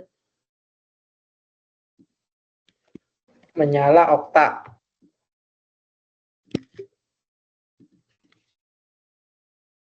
Jadi seperti itu. Justru kalau teman-teman itu spontan gitu tuh hasilnya itu berdasarkan apa yang sudah dipelajari. Jadi nggak terpengaruh sama internet atau misal kayak kalau kopas-kopas. Dan saya mungkin akan ini ya, tulis tangan aja gitu, nggak usah pakai Word atau PDF gitu. Jadi tulis tangan aja, terus difoto, dikirim, difoto atau di-scan, terus diupload ke si layar. Tulisanku kayak cekeran ayam, Bu. Nggak apa-apa, saya bisa baca. Tapi Bu, coret-coret dikit nggak apa-apa ya Bu ya? Nggak apa-apa. Tapi Bu, di si layar juga kadang sistemnya itu kan error ya Bu ya, itu bagaimana? Oh iya benar Bu, itu betul Bu, fakta Bu. Iya betul Bu. Nanti kan pasti kalau error itu kan semuanya, jadi kayak biasanya error itu tuh kalau mepet-mepet pengumpulan karena seluruh Indonesia itu pada akses layar gitu kan, itu error. Nah nanti itu saya pasti akan, kan kita kan belum nyoba gitu, jangan ada panik. Oh ya, misalnya error nih, berarti tugasnya boleh dikirim ke Ibu melalui WhatsApp begitu? Boleh, tapi itu kita diskusikan lagi kalau emang ada error. Kalau sekarang kan kita belum ngelihat ada error di si layar gitu. Rata-rata kan begitu Bu ya. Yang Sering. jelas nanti itu ada saya setting lebih dari jam segini udah nggak bisa upload lagi. Jadi no excuse. Kalau misalkan ada errornya itu paling nggak itu udah dilaporin setengah jam atau 1 jam sebelum deadline gitu. Misal kayak 10 menit, 15 menit sebelum deadline tuh dilaporkan kayak ada error gitu. Itu saya kan bisa tahu. Tapi kalau misalkan udah lebih dari 2 hari disampaikan kemarin ada error gitu, tidak akan saya terima. Oke guys, ntar kita Tapi- janjian error berjamaah ya. Bu, maaf Bu, kan tugas ya Bu, boleh open book dong Bu, berarti lihat di modul lah. Kalau pas on the spot itu boleh tapi nggak Yang kopas. penting, iya, yang penting jangan lihat di handphone gitu, di Google apa di apa gitu. Kalau modul kan banyak kan bacanya Bu, sampai pusing saya lihatnya doang aja Bu gitu. Yang penting itu nggak copy paste. Jadi apa yang dikatakan modul terus ditulis ulang itu saya kasih nilai yang tadinya 5, saya kasih ongkos nulis aja 1 gitu nanti kalau sama persis sama modul. Jadi harus dijelaskan pakai bahasa sendiri. Ibu mohon maaf, kalau tadi ya memang tidak semua sama. Mungkin kalau di Korea lebih si layarnya tuh lebih seringnya lancar. Tapi kalau di Jepang Bu, pada faktanya errornya itu parsial ya Bu ya. Jadi parah banget, parsial dan ada yang bisa, ada yang tidak dan itu bisa ditanya kepada stafnya yang di Jepang Bu ya. Nah, Pokoknya untuk nanti kalau misalkan mengantisipasi ada itu error saya mau meminta nomor Ibu jadi saya kirimnya double aja deh, mendingan minta kirim 1 ke Ibu dan kemudian 1 ke saya upload di si layar begitu untuk jaga-jaga. Karena memang kalau di Jepang boleh. itu errornya Atau parsial Bu. nanti saya kirim link untuk upload di link itu aja yang bukan di si layar gitu. Jadi biar saya nggak bingung buka WA satu persatu gitu. Jadi saya buat backup-nya 1 ke si layar, 1 ke link itu gitu. Link submission-nya. Oke, itu lebih baik kayaknya. Kalau betul Bu, kalau di Jepang parsial Bu, yang 1 nggak apa-apa, yang 100 error gitu loh Bu. Iya, itu kayak kejadian kemarin itu pas penilaian mahasiswa itu karena dosen tutor seluruh dunia gitu mungkin mengakses si layar gitu jadi error parah gitu. Jadi tapi karena kita itu waktunya itu lebih cepat daripada yang lain kan punya seminggu sebenarnya. Jadi insya Allah kan kita nggak crash ya karena kita nggak barengan. Yang bikin crash itu kan karena si layar diakses banyak orang dalam satu waktu. Ibu terima kasih minta dibagikan saja link atau nomor kontak Ibu. Oh sama satu lagi, apakah kelas web ini ada WA grupnya Bu? Ada Mbak. Khusus untuk ini sistem Atau informasi kalau manajemen? mau saya saya bikinin grup gimana? Iya Bu, setuju. Oke nanti saya bikin grup, link grup terus ini teman-teman join aja gitu ya. Ya Bu. Di kolom komentar ya Mbak, itu kan ada khusus anak-anak Korea kelas A kita itu. Iya. Kalau komentar kelas A berarti itu di mix ya Kak? Tadi aja yang mohon maaf Ibu agak melenceng, tadi aja yang web organisasi kelas C itu tiba-tiba ada masuk tutor sistem informasi. Jadi mohon maaf karena ini pertama kali ya cukup membingungkan bagi saya. Jadi untuk koordinasinya kemana-kemana kalau bisa lebih spesifik gitu. Iya kita kelas A Mbak, itu aku kasih nomorku itu nanti tanya-tanya aja ke aku atau enggak ke Okta. Ketuanya di sini Okta atau siapa sih tadi, Abdul Halim ya? Abdul Halim? Ya Mbak, tadi ya Abdul Halim yang tadi. Bukannya tadi udah ke Mbak Novita ya? Kalau yang di Jepang. Tadi udah konfirmasi sama Mbak Novita, jadi Mbak Ida bisa ke Mbak Novita aja. Gimana ini? Cuman grup akuntansi biaya ya Kananda. Kalau yang grup sistem informasi manajemen itu belum ada.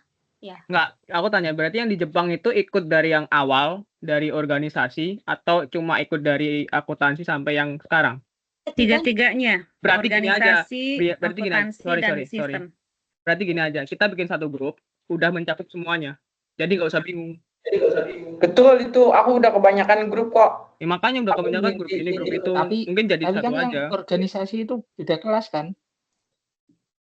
Sorry enggak, mereka yang dari Yang Jepang pertama itu ini beda kelas. organisasi beda kelas enggak. Mereka ikutnya kalau nggak salah C atau B gitu. C. Oh gitu. Iya. Jadi nggak bisa dimasukin satu grup. Ya Harus udah kalau sendiri-sendiri. gitu Kita bikin satu grup buat ini kelas apa, kita aja, Kak. link kedua itu saya kirim link yang kedua. Silakan masuk ke grup yang SIM. Saya kasihkan Sistem Informasi Manajemen A 2024.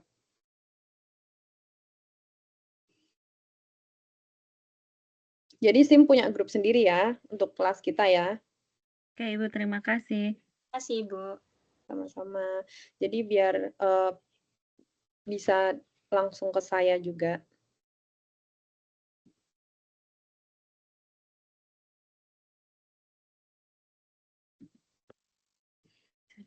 Oke teman-teman, di waktu yang tersisa ini sama melanjutkan,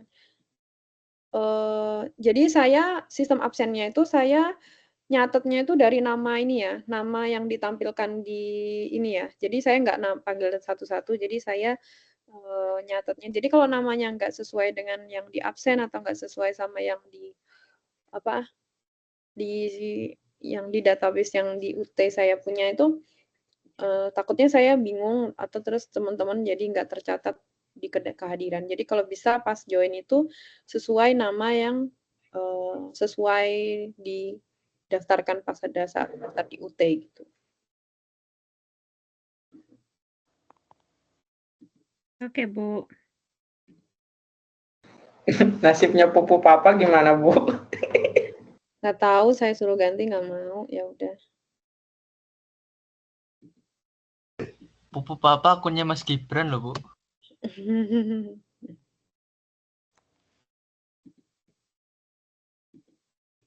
Oh, orangnya sibuk pelantikan kali ya.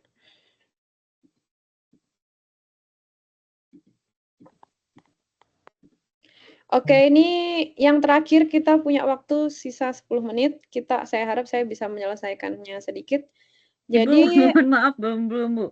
Ini saya barusan masuk nomor Ibu yang ini bukan 4776 belakangnya?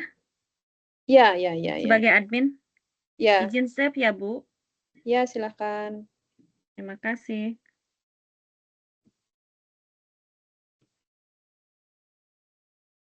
Ya, terima kasih, Ibu. Sama-sama, Mbak. Ada lagi yang ditanyakan, teman-teman? Kalau enggak, saya kembali membahas tentang sistem. Sistem informasi. Terus bagaimana pengendalian sistem? Pengendalian sistem itu sendiri adalah suatu kegiatan atau proses atau mekanisme yang bertujuan untuk memastikan bahwa suatu sistem beroperasi secara efektif, efisien, dan sesuai dengan tujuan yang telah ditetapkan. Pengendalian ini melibatkan pemantauan, evaluasi, dan penyesuaian terhadap kinerja sistem agar tetap berjalan sesuai dengan rencana atau standar yang telah ditentukan. Dalam konteks manajemen, teknologi, dan bisnis, pengendalian sistem berfungsi untuk mendeteksi dan mengatasi masalah yang muncul serta memastikan sistem berjalan dengan baik. Pengendalian umpan balik itu mengukur keluaran dan membandingkannya dengan standar. Jika ada penyimpangan, dilakukan koreksi pada masukan. Jadi adanya SOP atau sistem operational procedure gitu sangat penting. Jadi sistem itu mempunyai standar tertentu jika ada kegiatan atau ada suatu aktivitas yang di luar dari aktivitas dari yang distandarkan itu masuk ke dalam suatu kegiatan yang abnormal. Jadi itu perlu adanya pengendalian. Lalu komponen pengendalian umpan balik itu adanya karakteristik yang diukur dari keluaran, sensor untuk mengukur karakteristik tersebut. Sensor itu maksudnya itu adalah standar, misal kayak standarnya orang dalam seminggu tuh masuk 8 jam sehari dalam 5 hari, jadi 40 jam. Jadi ketika ada yang udah kerja lebih dari 40 jam itu dihitungnya overtime gitu. Itu namanya sensor. Jadi adanya suatu standar tertentu untuk menentukan bahwa mereka itu sesuai standar sistem itu sangat dibutuhkan. Lalu unit pengendali untuk membandingkan hasil dengan standar. Unit pengendali itu adalah seperti contoh tadi, kalau waktu itu dihitung dalam waktu jam, kalau misalkan upah itu dihitung dalam rupiah, misal dalam standarnya dalam 1 jam itu misalnya 100.000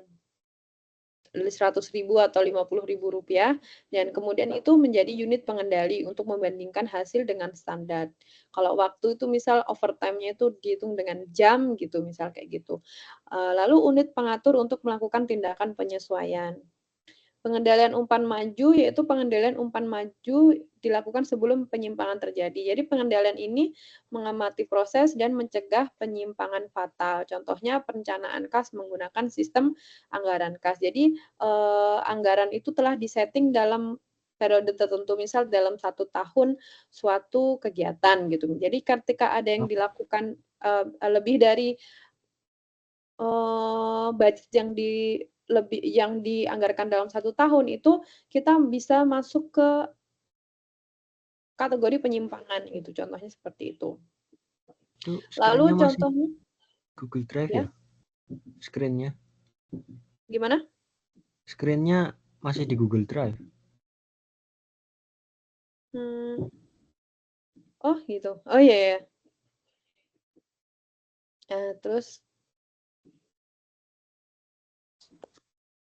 Terus pengendalian pencegahan, itu pengendalian dilakukan sebelum proses dimulai. Tujuannya untuk mencegah hal-hal yang merugikan ke dalam sistem.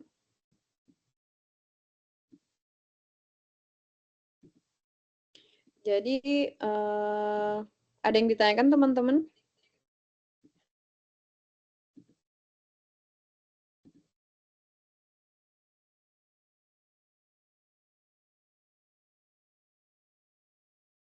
Tidak, Bu.